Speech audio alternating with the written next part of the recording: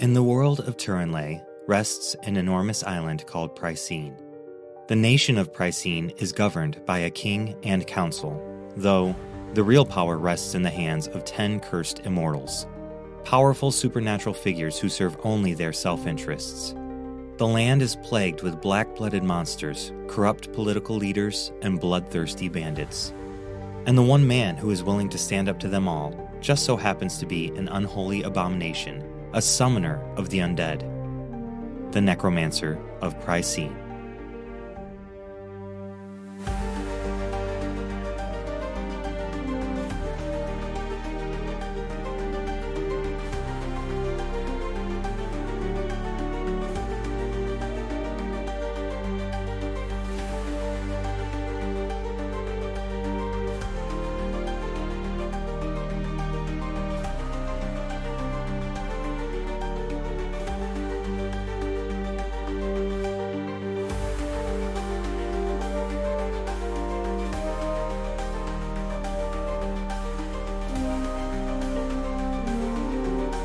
Welcome everybody to the table read of episode 6 for the Necromancer of Prycene. Here from Creative Typo, and I am Nico. I am the show writer, and this is going to be a really fun episode with a very small cast. So we're looking forward to it, and we've got a new voice actor with us today, voicing a new character. So exciting stuff. But before we jump in, I'm going to hand it over to Josh to roll us out with the caster introductions and then take us through the recap. So Josh, over to you. Hello, I am not that Josh Allen, and I am voicing Charlton Shanks, aka Charts. Hi, and I'm Ray O'Hare, and I'm voicing Benjamin Wright, aka Wrath, and I'm happy to be here for the first time. Awesome. All right, here we go. Welcome back, my fellow scoundrels, outcasts, and miscreants. Allow me to summarize what's happened thus far. I returned to the town of Willow's Bend after leaving Frank safely behind in a nearby field. The festival of the Fated Four was in full swing by the time I arrived. The heroes were being celebrated for the victory of the highway bandits and their murderous demon, which you and I both know is complete bullshit, but what are you going to do? Finch sought me out, and we discussed the Watcher who had come to town, one of the cursed, a man named Wrath. She also, not so subtly, implied that she didn't trust me and would be keeping her eye on me. Fantastic. Mike, the owner of the Rusted Saw, gave a speech in honor of the Fated Four, and then the townsfolk and the Advents got nice and intoxicated. Just as the celebration was really kicking off, 3 more of the monstrous bears attacked the town. The scene was gory and terrifying, and the Advents did little to help. What I would like to tell you, while I would like to tell you that my necromancy was unleashed into its full glory and I saved the day, it was actually Wrath who stepped up. He made quick work of one of the creatures, and things were beginning to look up. That is, until he threw his sword, which lodged itself safely through my back. My name is Charts. I have the ability to reanimate the dead. And I'm on a quest to kill the most powerful man in Prycene. If I'm still alive, that is. Chapter 6, The Word of Wrath. Serenity. I lay in a small grove just outside Ecodin, enjoying the melodic chorus of birds and the warmth of the autumn sun on my face. The wildflowers had retreated into hiding, leaving the trees to take center stage in their vibrant display of fiery hues. My head rested on the book that I'd brought along to read, some fictitious tale of knights and dragons, I'm sure. I remember this day. How could I forget? It's haunted my thoughts every day for the past 2 years. The scent of approaching rain filled my nostrils, its earthy promise both calming and urgent. Rainstorms rarely lingered this high in the mountains, but I was not dressed for wet weather. Reluctantly, I stood, brushing the grass from my tunic, collected my book, and began the short walk home. The world shifted in that unsettling way only dreams can manage. The vibrant leaves shriveled, turning to ash. Smoke billowed skyward, blotting out the sun and choking the birds into silence. My chest grew heaving with dread, and I found myself running toward Ecodin, propelled not by fear, but by a grim unshakable urgency. No monsters chased me through the forest, although dreams of that nature have haunted many of my nights. No, this time I was the pursuer, chasing what I already knew would be found. Everything shifted as dreams do. The forest blurred, and I was suddenly at the edge of Ecodin. The ramshackle wooden gate meant to keep out wandering goats and deer hung open. Smoke poured out from behind the walls, curling into the sky like a malevolent specter searching for escape. The sun had abandoned us in favor of a looming darkness that seemed to stretch beyond the heavens. Frank appeared in the gateway, grinning his best smile, which he referred to as the Ancient Charmer. His arms extended toward me, each hand offering a choice. A perfectly cut tiger's eye gem in his left hand, a seed from the tree of life in the right. The choice was presented: a gem merchant like my father, or a necromancer. But hadn't I already chosen? Or, moreover, hadn't the choice already been made for me? Frank's eyes locked onto mine, pleading for a decision, and yet sorrowful that such a choice must be made. I hesitated. This wasn't how it happened. Frank didn't greet me at the gate, nor had he offered me the gem or seed. I shook my head, refusing both the illusion and the decision. The choice had been made for me long ago, and I bore no blame for what came after. Frank's smile faded into a grimace as he dissolved into the netherscape of the dream world. Another figure emerged in his place, taller, broader, menacing. They broke through the veil of smoke, wielding a long black pike tipped with a cruel, leaf-shaped spearhead and two jagged hooks along the shaft, one near the head and one closer to the weapon's center. His eyes burned like smoldering coals, and his teeth gleamed with a predator's hunger as he leveled the weapon toward my chest. Icy terror climbed each vertebra of my spine, paralyzing my body and silencing the scream trapped behind my lips. The man was a nightmare incarnate. His grin mocked me, a grotesque mirror of Frank's ancient charmer. This wasn't real. Ecodin never burned, and I never faced this nightmare. I pushed through the fear and straightened my back, standing resolute and challenging the demon before me. I would not be intimidated. I was unafraid. And that is when Torch's pike pierced my chest. The sharp medicinal smell of iodine, mingled with the soft herbal sweetness of lavender, pulled me from the depths of unconsciousness. My hands explored my surroundings, and I found myself tucked into the most comfortable mattress I had ever lain in. The ticking of a clock's pendulum hammered rhythmically, the only sound in an otherwise oppressive silence. No bird songs heralded the day, no insect chirps claimed the night, only the mechanical heartbeat of the timepiece. As the haze of sleep lifted, panic took its place. Where was I? What happened to the monsters, to the town, to Frank? And where were my clothes? I became acutely aware of my nakedness, save for the bandages lightly wrapped. Jeez, let me try that one again. I became acutely aware of my nakedness, save for the bandages tightly wrapped around my chest. The fabric itched against my skin, adding to the disorientation of not knowing what the fuck was going on. I pulled my elbows back to lift myself on the bed, but the movement sent a searing pain through my shoulder and back. I yelped an agonizing cry and collapsed back onto the mattress. Torch had stabbed me with his pike. Only, no, that wasn't right. I was stabbed through the back by Wrath, not the figure from my nightmare. Two different watchers. Two different nightmares. I clenched my eyes, willing myself to breathe through the pain. Clarity grudgingly resurfaced. I used my left hand to wipe away the newly formed tears. The singular source of noise was the first item to grab my attention. A grand clock towered against the wall, its wooden frame beautifully crafted. It reminded me of a piece Frank's father had back in Ecodin. Homesickness bloomed in my chest, a painful emotional ache that rivaled my physical wound. I forced my eyes to continue their inspection. A cart near the foot of the bed held tools, many of which I had only ever seen from artist renderings in medical books. Behind the cart, pressed against the far wall, was a beautifully crafted bookshelf packed with tomes, both horizontal and vertical. Dozens of books were stacked on top of the case, and more still on the floor in front of it. Bizarre art decorated the walls, and clothing littered the floor. A desk sat beneath a window, neat and orderly, contrasting the chaos around it.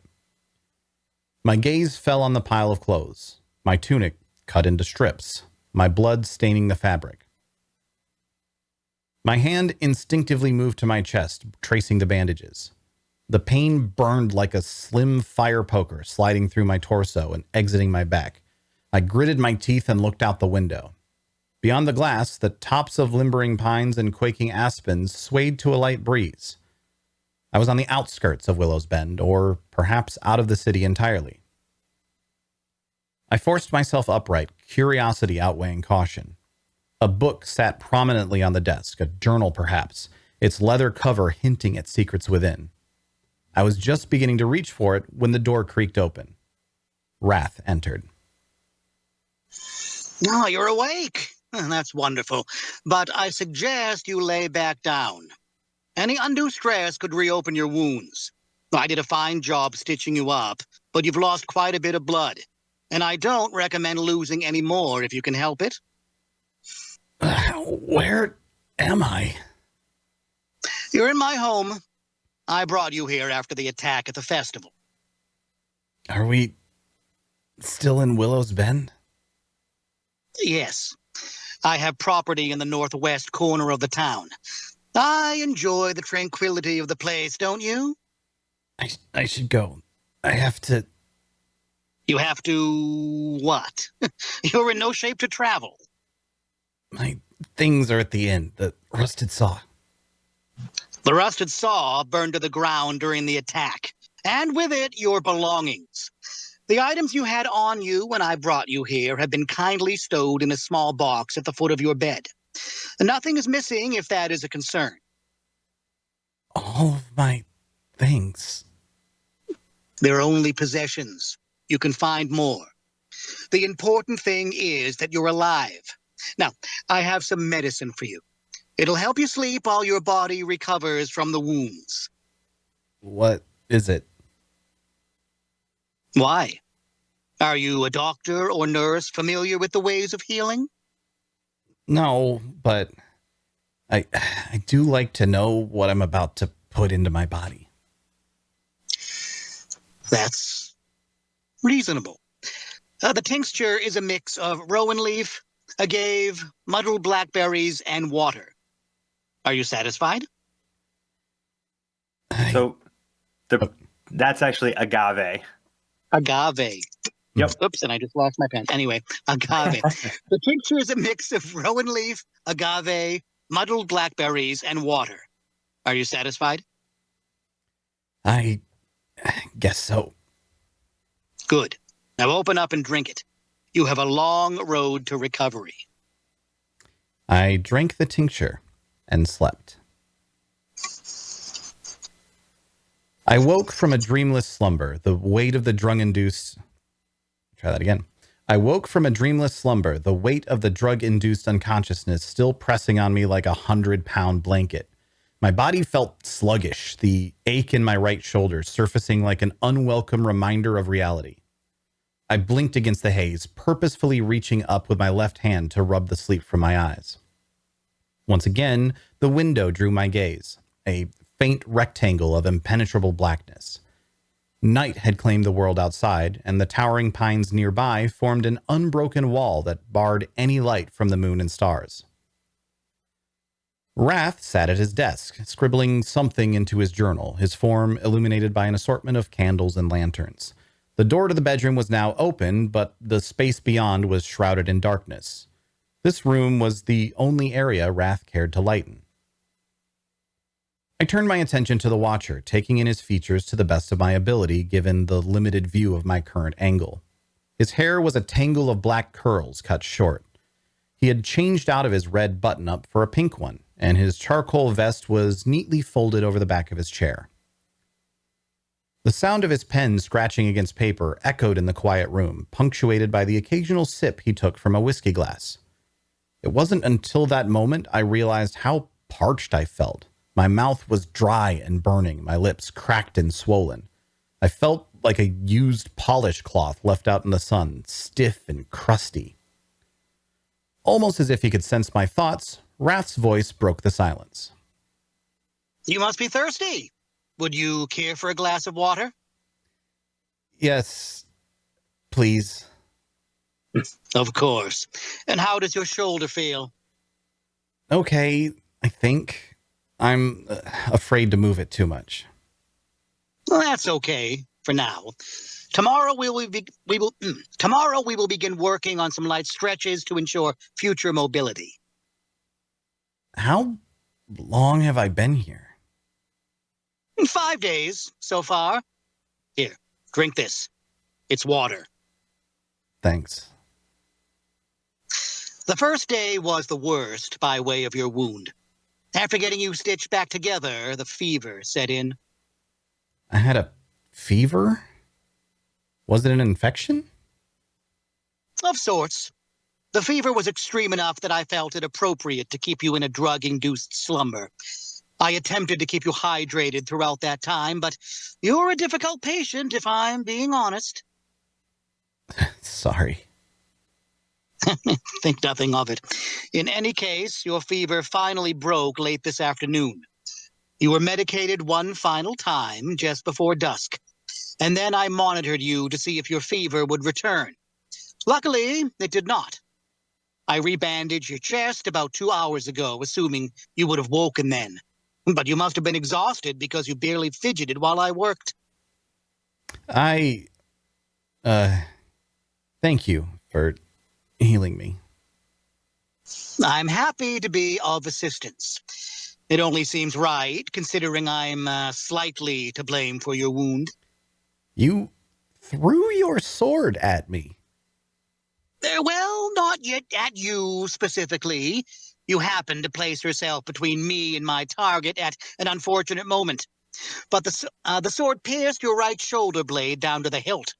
The singed blade exited through your chest and struck the creature that was holding you.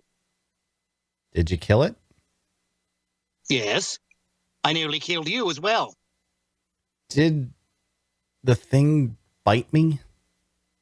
No. Your only wound of note is from my blade.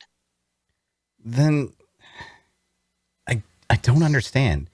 With the way the wound looks, the sword would have missed anything vital. Why did I get so sick? Why was my fever so bad? Wait, is your blade poisoned? I thought you said you weren't a doctor.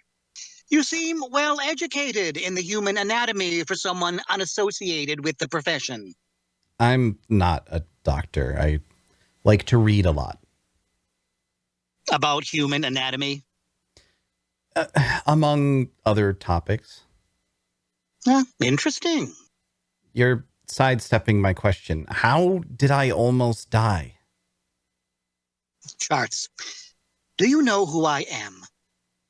You're a watcher, one of the cursed, named Wrath. Wrath is my station.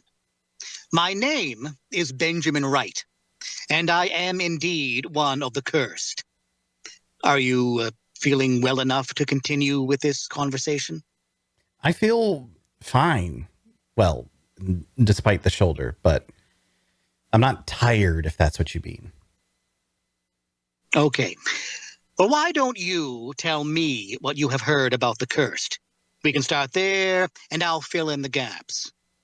I've heard different stories, many conflicting, but most agree that the cursed are one of the three branches of leadership in the Watchers. They partner with the political and administrative branches to run the guild. People say that the cursed do not participate in standard mercenary work. Some people say that they act as assassins for king and council, but others say that they've been elevated above mercenary work and instead the cursed pursue their own agendas.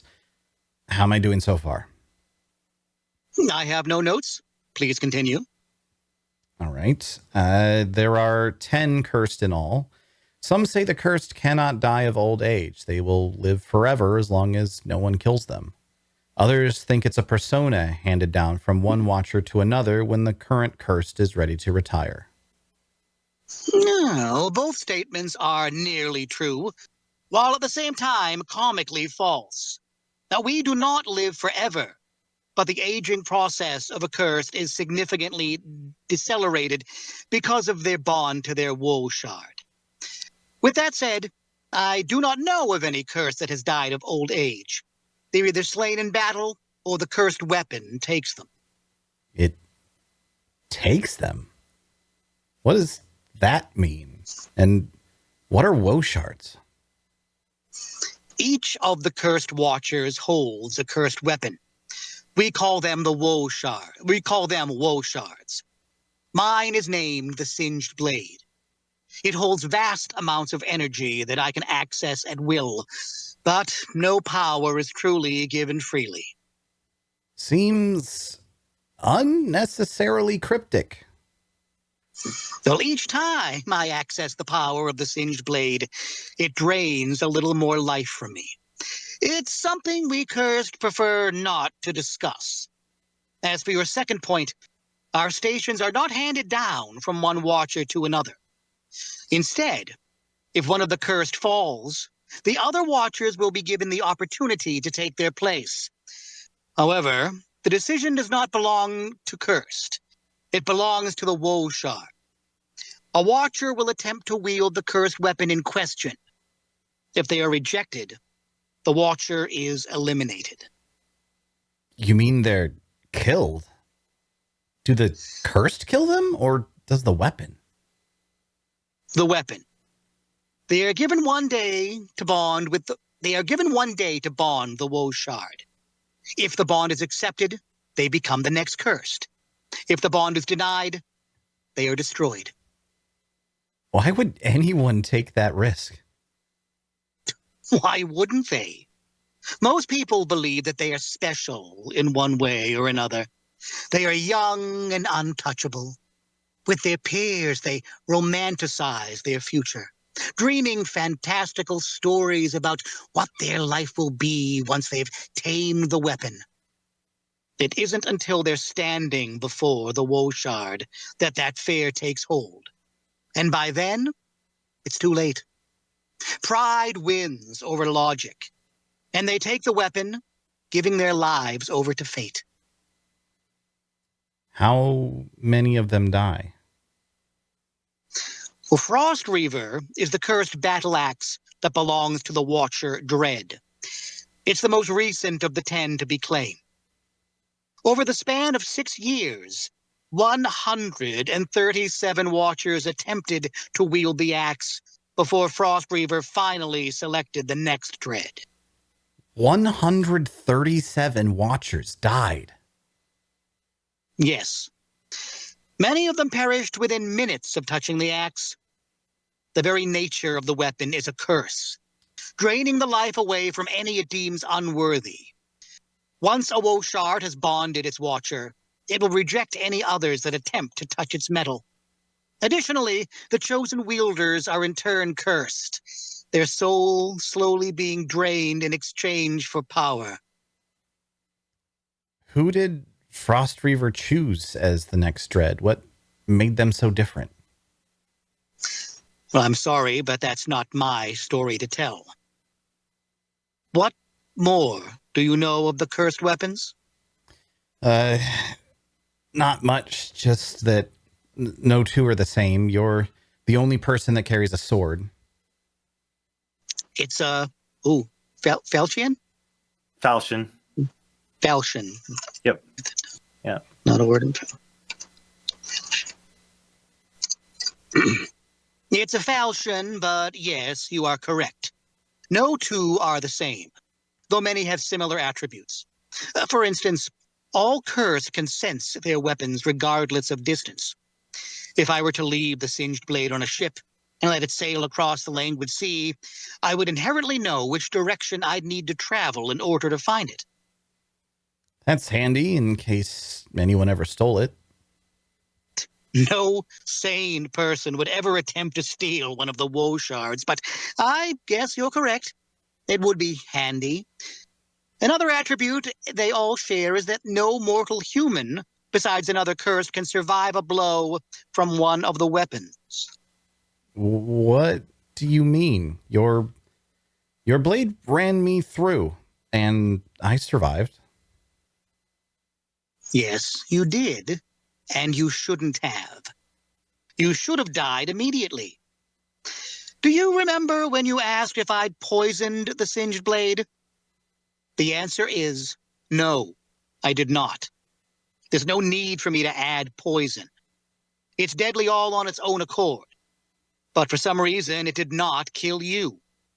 I'm not certain if that's because the singed blade didn't want to kill you, or if you're somehow resistant to it. But I intend to find out. Now, the time for conversation is over. You need your rest, and I should return to my studies. But I have more questions. And you will have plenty of time to ask them, but not tonight. Tonight, you rest. Tomorrow, the real work begins. Yay! We did Hey. it. And that's a wrap for episode 6. So great job, Ray. Welcome to the team. You did fantastic. I like your version. It's awesome. And Josh, as always, fantastic work with all the narration, buddy. I talked a lot. You did talk a lot. Next episode, you talk a lot too. So be prepared for that. Okay, so here's the point in the show where I give special shout outs to all the people who make this possible. So first, let me give a big thank you to Tisha Zhang, who's the show editor. She goes through and fixes all of my errors and makes things make sense. So big shout out to you, Tisha. Thank you so much. Adam Culbertson, who is our audio engineer. So when you listen to the podcast version of this, he will be adding all the music, ambience, sound effects, making all the lines mesh together. He does all the real work while the rest of us just kind of play. And then special shout out to our executive producers from Patreon, which is Nick Mead and Patrick T. Arsenal, as well as all of our Patreon contributors. Financially, we couldn't do this without you, so thank you all so much for making this possible. And if you would like to check out some of our other shows, you can do so by going to www.creativetypo.com. We've got a handful of shows on there, and I encourage you to go check them all out. So that's it from me. Thank you so much for joining us for this table read, and we'll see you next time for episode 7. All right, bye. Voila, we're good. Okay. We did it.